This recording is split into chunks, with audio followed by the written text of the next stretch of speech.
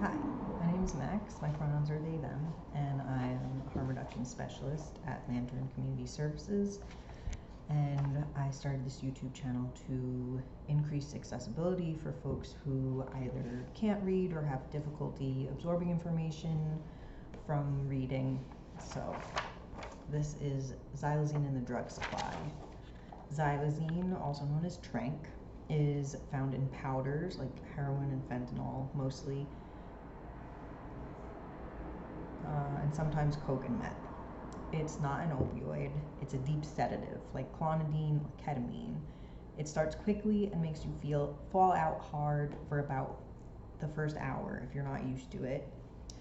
Xylazine can give fentanyl legs, so you're not sick again in 2 hours, but can also be very dangerous when it shows up in dope unexpectedly. If you have skin wounds that are not healing, it may be because of xylazine. The bad stuff. Xylazine causes really bad skin ulcers when injected, even beyond the site of injection, like anywhere with a bite or cut. Missed shots can make skin ulcers worse. It also has been known to cause skin ulcers even when you are not injecting. So whether you're injecting or not, if you have ulcers and infections are like kind of like holes that start getting infected, it could be because there's xylazine in your stuff. Xylazine may cause a life-threatening drop in your blood's ability to carry oxygen to tissues, low blood iron, but we don't know a lot about this yet. Other symptoms may include high blood sugar, less bladder control, tired all the time, slower reflexes, trouble swallowing, and a really dry mouth.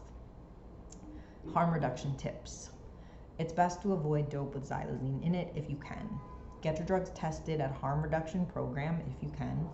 Don't use alone. Because of the heavy sedation, be aware of your surroundings and your possessions, especially if you're somewhere that's not secure.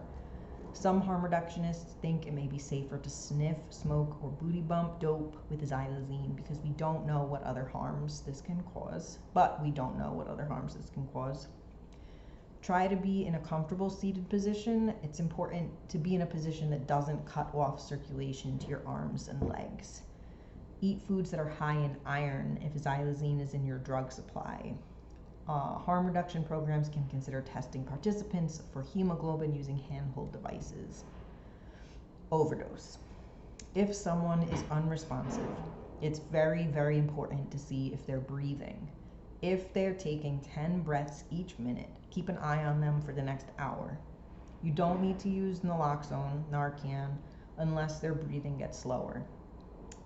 Naloxone doesn't work on xylazine, but it will help if the opioid fentanyl is making it hard for them to breathe. So in some cases, having xylazine in your supply could make you overdose with the combination of the fentanyl and the xylazine. And then if you do give somebody a dose of Narcan, because it will knock the opioids off their receptors, then you're just experiencing the high from the xylazine, and then that might be able to overdose reversal, but Narcan doesn't work on xylazine alone.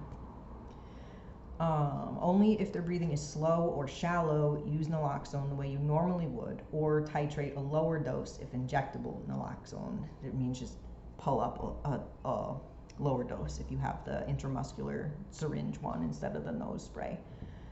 Narcan doesn't work on xylazine. Oh, I said that already.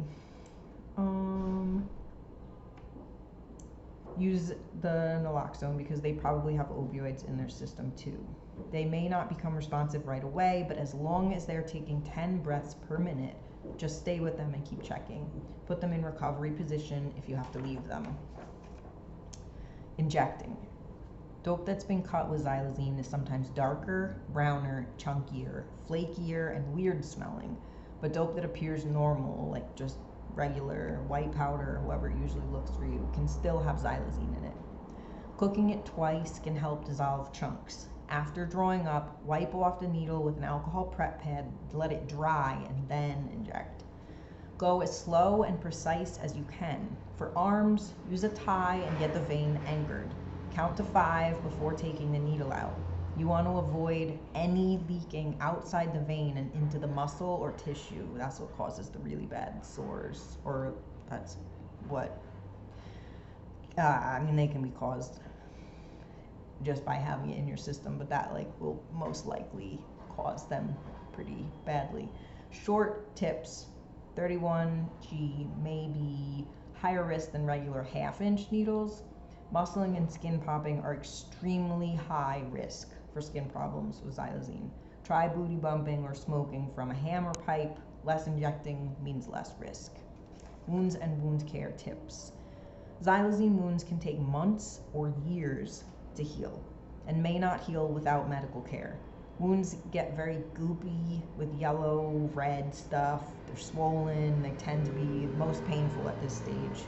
If the wound goes necrotic, meaning turns black, that's dead tissue, you'll know when this happens. Go to an emergency room immediately.